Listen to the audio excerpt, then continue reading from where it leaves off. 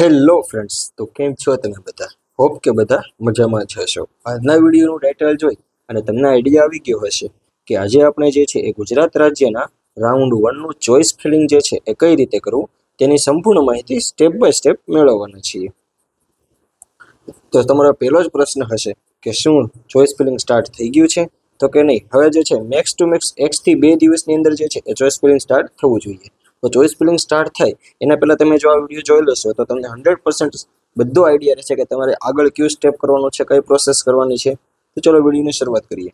સૌ પ્રથમ જે છે હાલ હજી ચોઇસ ફિલિંગ સ્ટાર્ટ નથી થયું એના પહેલાં જે છે તમારે શું કરવાનું રહેશે તો કે તમારી નીટ 2026નો સ્કોર, તમારી કેટેગરી રેન્ક અને ગુજરાત રેન્ક આ બધાનું જે છે એક પેજમાં લખી અને તમારે લાસ્ટ 2 થી 3 યરનો ડેટા એનાલિસિસ કરવાનો છે કે કેટલા રેન્ક પર અને કેટલા માર્ક પર લાસ્ટ યર જે છે એ કઈ કોલેજ મળી હતી.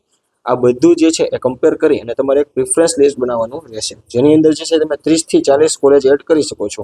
આ 30 થી 40 કોલેજ એવી હોવી જોઈએ કે જે તમારા માર્ક અને કેટેગરી સ્કોરના આધારે જે છે તમને 100% મળી શકવાના ચાન્સીસ હોવા જોઈએ. હવે પ્રિફરન્સ લિસ્ટમાં જે છે એ 2 પ્રાયોરિટી સેટ કરી શકાય છે.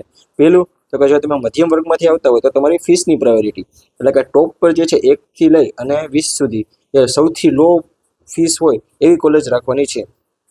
તો તમારા ફીસની પ્રાયોરિટી હોય તો તમે ફીસના આધારે જે છે તમારું પ્રાયોરિટી લિસ્ટ બનાવી શકો છો.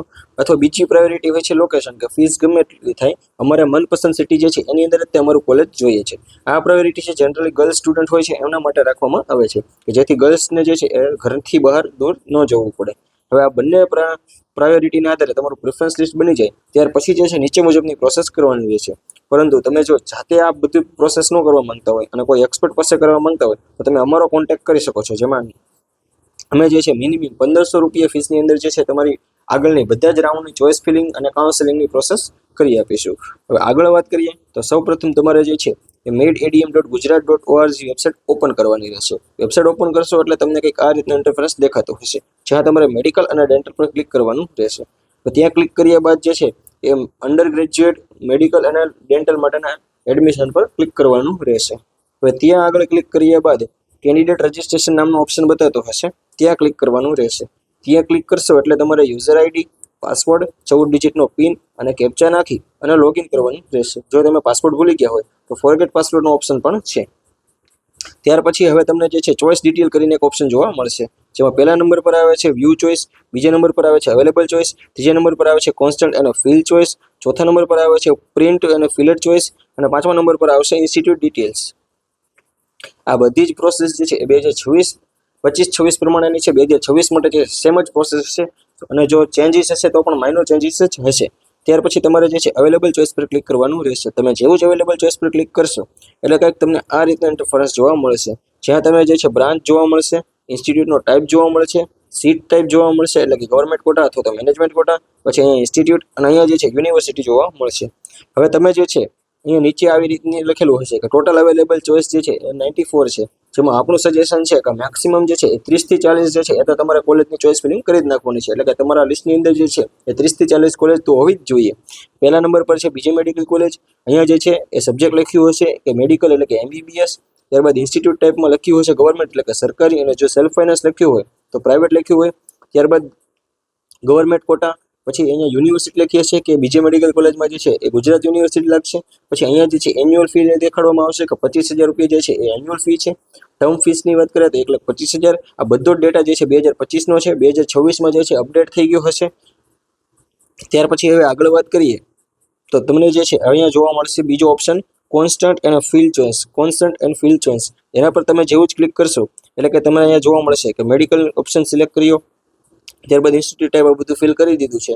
તો હવે જે છે તમે આ ટાઈપનો ઇન્ટરફેરન્સ જોવા મળશે, જ્યાં પહેલા બોક્સ જે છે એની અંદર લખ્યું હશે કે બ્રાન્ચ, એમાં તમારે મેડિકલની ચોઇસ ફિલિંગ કરતા હોય તો મેડિકલ અથવા તો ડેન્ટલની માટે કરતા હોય તો ડેન્ટલ, અને બંને માટે કરતા હોય તો બંને જે છે એ લાઇન બાય લાઇન સિલેક્ટ કરી અને જોઈ શકશો. પછી આગળ ઇન્સ્ટિટ્યૂટ એટલે કે ગવર્મેન્ટ છે કે પ્રાઇવેટ કે સેલ્ફ ફાઇનાન્સ, એ પછી સીટ ટાઈપ ગવર્મેન્ટ કોટા કે મેનેજમેન્ટ કોટા, આ બધું કરી અને તમને સેકન્ડ બોક્સ જોવા મળશે કે એડ. આ એડ ઓપ્શન પર જેવું જ ક્લિક કરશો એટલે કે આ કોલેજ જે છે તમારા ચોઇસ ફિલિંગના લિસ્ટની અંદર એડ થઈ જાય છે.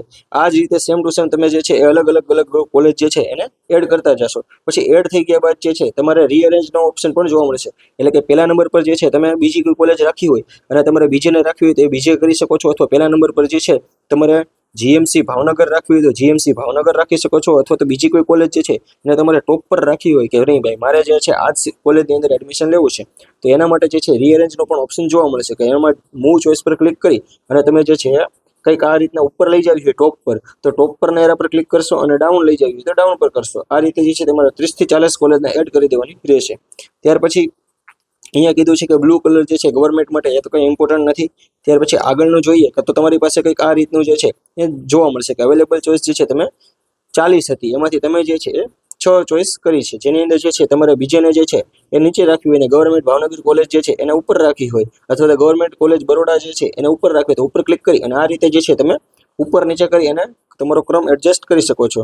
પછી તમે જે છે અહીંયા ક્લિક કરશો તો સેવ ચોઈસ થઈ જશે અને અહીંયા ક્લિક કરશો તો click here to save choice અને exit from the choice filling, અહીંયા તમે જેવું જ ક્લિક કરશો એવું તમે એક્ઝિટ થઈ જશો. ત્યાર પછી જે છે તમને સક્સેસફુલી જોવા મળશે કે તમે જે છે ચોઈસ ફિલિંગ થઈ ગયું છે.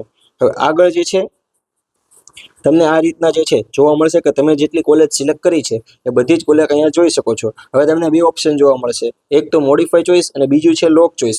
મોડિફાઈ ચોઈસ પર તમે ક્લિક કરશો તો તમારે હજી કાંઈ ચેન્જીસ કરવા હોય તે બધા જે છે એ ચેન્જીસ તમે કરી શકશો, અને લોક ચોઈસ પર ક્લિક કરશો એટલે કે તમે જેટલી કોલેજ સિલેક્ટ કરી છે અને ચોઈસ ફિલિંગ કરી છે એ લોક થઈ જશે, એટલે કે આગળ તમે જે છે કાંઈ પ્રોસેસ નહીં કરી શકો.